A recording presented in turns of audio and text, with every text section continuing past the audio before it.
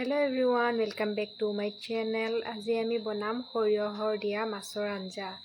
তাৰ বাবে আমি লম অলপমান সৰিয়হ। ইয়াত মই ক'লা সৰিয়হ আৰু বগা সৰিয়হ দুইটা মিলাই লৈছো আৰু তিনটাকে জলকীয়া এনেকে মাজত কাটি দিম আৰু অলপমান পানী দি 10 মিনিটৰ কাৰণে ৰাখি দিম। এতিয়া আমি সৰিয়হখিনি প্ৰথমে বটি ল'ব লাগিব।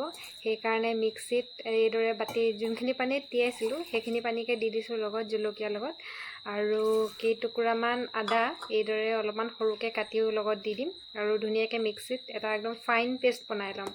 ইফালে মই লৈছোঁ ৰূপচান্দা মাছ, ইয়াত মিলাইছোঁ অলপমান নিমখ আৰু হালধি, ধুনীয়াকৈ সানি ল'ম আৰু এখন টাৱাত মিঠাতেল দি পেলাই ফ্ৰাই কৰি ল'ম আৰু ফ্ৰাই হোৱাৰ পাছত মাছকেইপিচ নমাই থ'ম। একেখন টাৱাতে অলপমান তেল কমাই লৈছোঁ মই, বাতি এটাত এক্সট্ৰাকৈ ৰাখি দিছোঁ। সেইখনতে সৰু সৰুকৈ কাটি লোৱা নহৰু আৰু লগতে এটা জলকীয়া মাজত কাটি দি এইদৰে ফ্ৰাই কৰি ল'ম অলপমান আৰু ব্ৰাউন কালাৰটো যেতিয়া আহিব নহৰুৰ তেতিয়া আমি ইয়াত দি দিম আমাৰ বনাই থোৱা মাষ্টাৰ্ডৰ যোনটো পেষ্ট হয় সেই পেষ্টটো আমি দি দিম ইয়াত আৰু এইদৰে অলপমান উতল অহাৰ পিছত ইয়াত আমি অলপমান পিছত পানী এড কৰিম।